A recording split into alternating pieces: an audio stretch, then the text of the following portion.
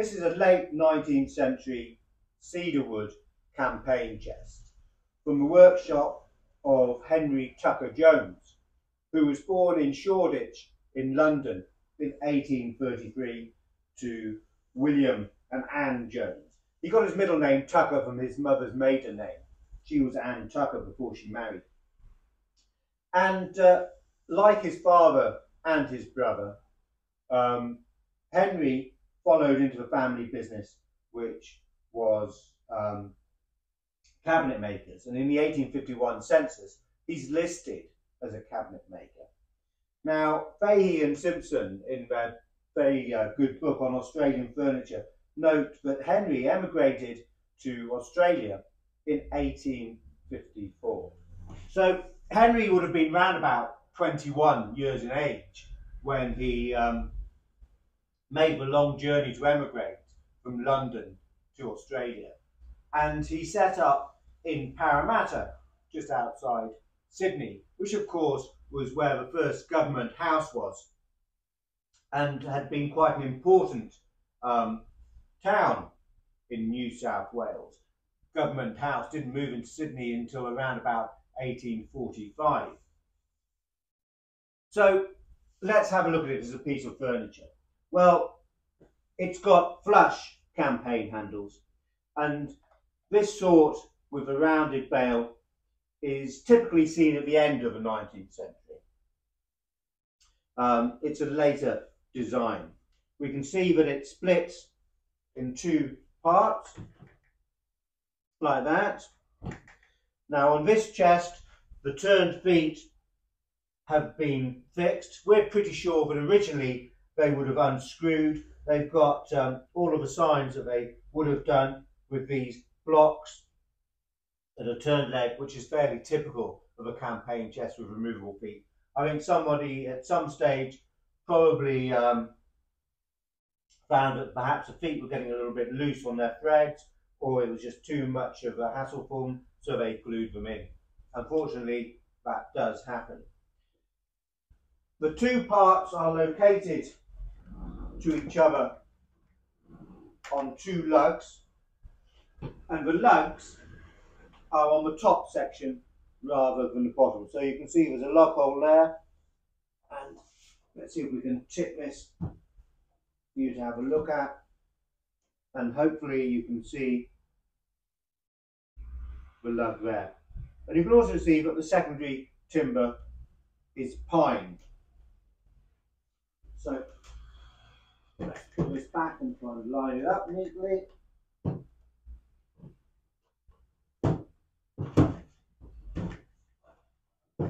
Where are we? There we go. Turn it around, have a look at the back.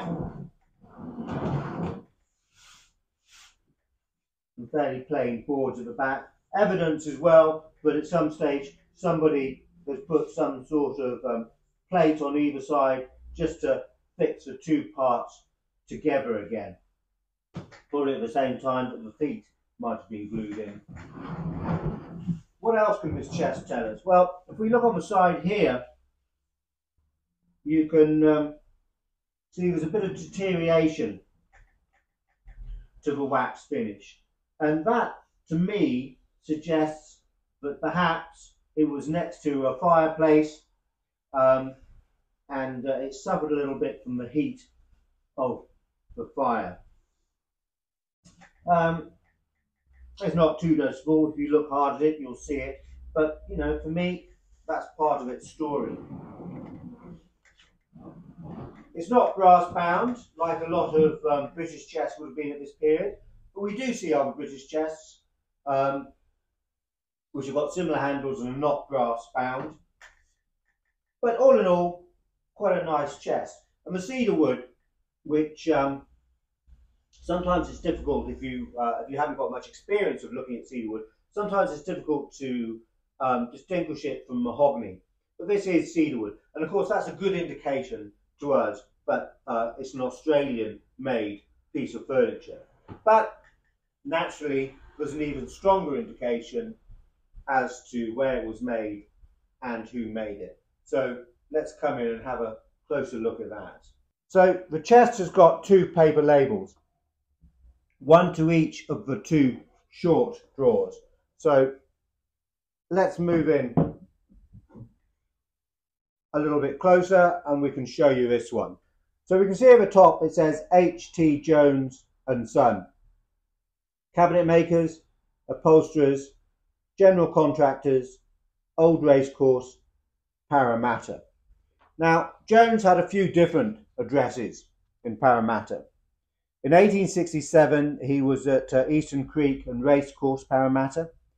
And between 1886 and 1907, he's listed at a few different addresses, including Pit Row, Prospect, and at Sherwood, and Old Racecourse, Parramatta, as on this label. Henry died in 1902, and his sons continued the business. But in 1908, the company name changed to Toogood and Jones, and they continued in business until 1923 at Pitt Street, Sherwood. So we know at the latest this chest is before 1908 when the company name changed, but it's earlier than that. It's late 19th century in date. Now, aside from being an accomplished cabinet maker, Henry Tucker Jones was a very public-minded man, and he served as an alderman and, in fact, even mayor for the Prospect and Sherwood district.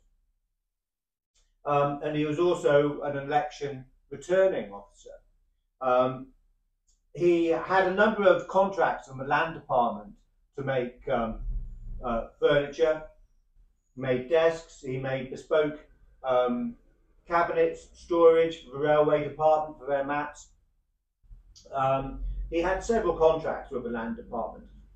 Perhaps he made the contacts to get into a position to earn those contracts through his civil work as an alderman and mayor.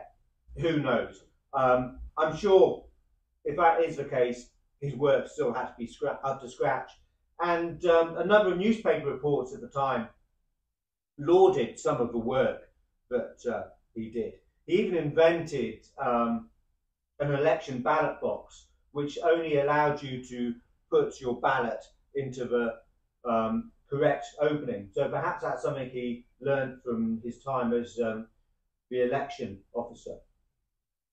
But you can read more about Jones on our website, campaignfurniture.com, or indeed to read more about Australian cabinet makers in general, including Jones, go to Fahey and Simpson's book on Australian furniture, a pictorial dictionary. Very good book, and you'll learn an awful lot from it. So, to sum this up, it's a two-part cedar wood campaign chest, Australian in origin, made by Henry Tucker Jones and Son of Old Racecourse, Parramatta.